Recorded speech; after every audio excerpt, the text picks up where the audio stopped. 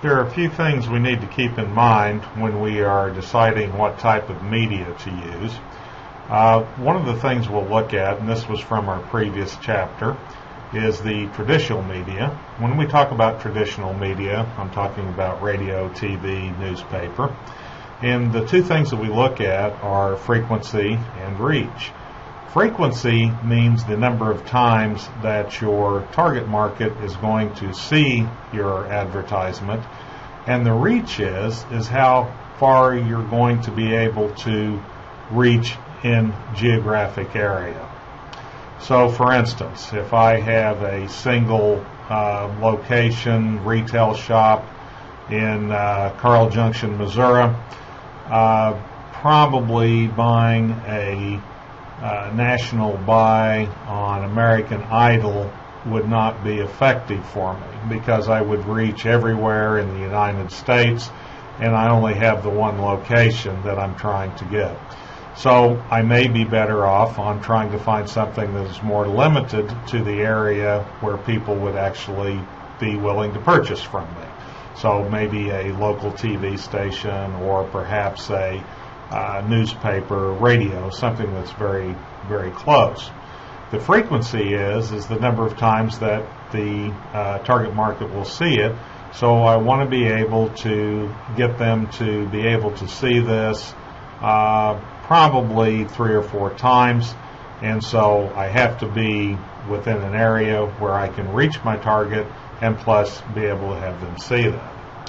Whenever we look at web-based media, go back to chapter 3, and there's more discussion on this, and especially using social media.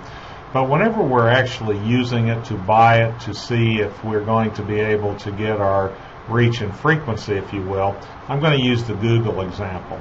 So for instance, if somebody's looking for a particular product, they may be able to enter it on the search engine market, and it will come back and show them our location or show them our product and our website. The impressions are how many times the target will see this. For instance, if I'm browsing, searching for something, my web ad may come up and people will see it but not necessarily act on it. If I actually select that impression, that would be considered a click-through rate, and the click-through rate would actually take me to the web page or to the location that I was trying to get them to visit so they can read more about my product or hopefully be able to put it in the shopping cart and purchase it. So the things that we look for in media is how often is our target market going to see it, and our reach is, are we going to be able to get all of the people in our target market to be able to see our product.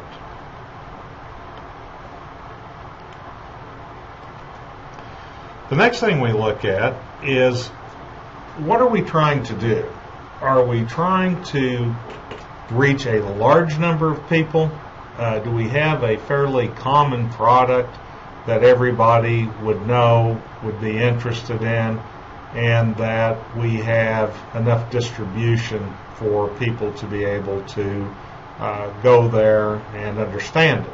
So mass media, whenever we talk about that, those are channels that are ideal for reaching large numbers of anonymous audience members, including national newspapers, magazines, radio, and television. So when we talked about our small shop we had in Carl Junction, Missouri, we probably would not use mass media because that covers a large anonymous audience that is national. And so that would be way too much reach than we would need. Okay? And so the next thing we look at is niche media. And niche media are channels that focus and generally used to reach narrow segments, often with unique demographics, characteristics, or interests. So in niche media, then we're looking at two different things here.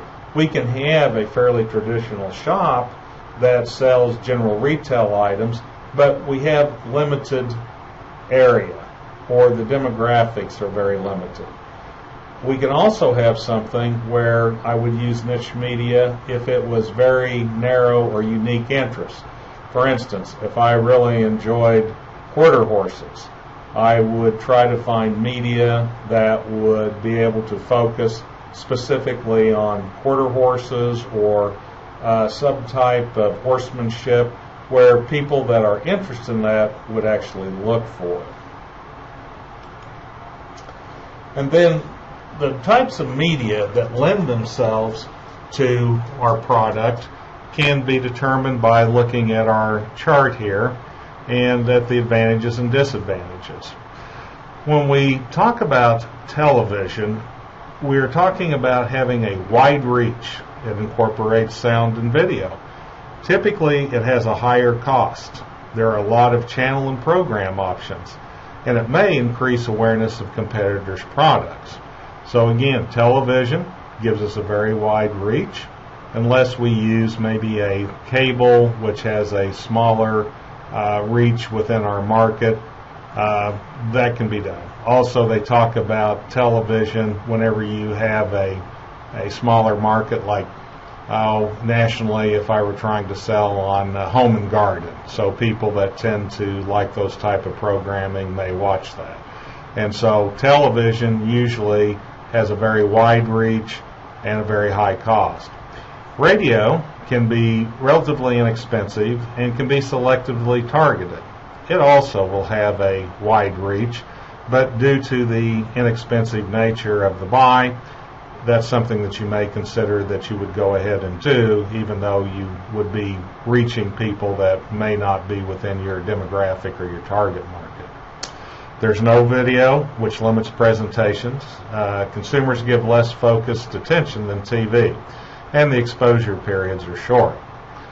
Magazines are very targeted. Subscribers will tend to pass them along to others. Again, when we talk about quarter horses, if we like quarter horses, we may find the Quarter Horse Monthly magazine, and we would advertise in that.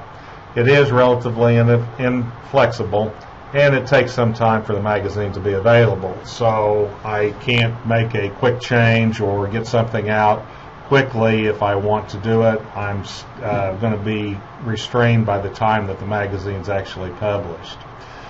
Newspapers are flexible. They can be very timely. That means that I can have a short turnaround to actually put an advertisement in, and they're able to localize it. It can be expensive in some markets, and advertisements have a short life. So the flexibility, timeliness, and being able to have it localized.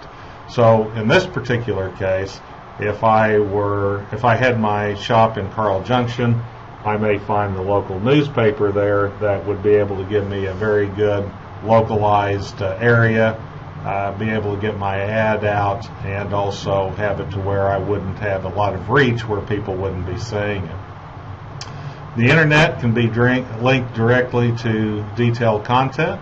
It's highly flexible and interactive, and it allows for specific targeting. Can become cluttered though, and the ad may be blocked by software on the computer. So I can be very, very targeted with the internet. Outdoors, relatively inexpensive, offers opportunities for repeat exposure. And when we talk about outdoor, bannering, billboards, that type of thing. It's not easily targeted, and it has placement problems in some markets. Exposure time is very short. If the good billboards have been taken, then sometimes you may only be able to get in a secondary outdoor location. So you're not going to get the amount of frequency that you would want on that. Okay, direct marketing is highly targeted, and it allows for personalization. It can cost, it depends on the type of direct marketing used. Traditional media like mail will be more expensive than newer media. So those are the different media that you can use whenever you're making your media buy. And whenever we do that, we should take a look at what our product is. If we're trying to go for a large reach or a smaller reach, and how much frequency we believe that we're going to need, and that is exposures of our target market.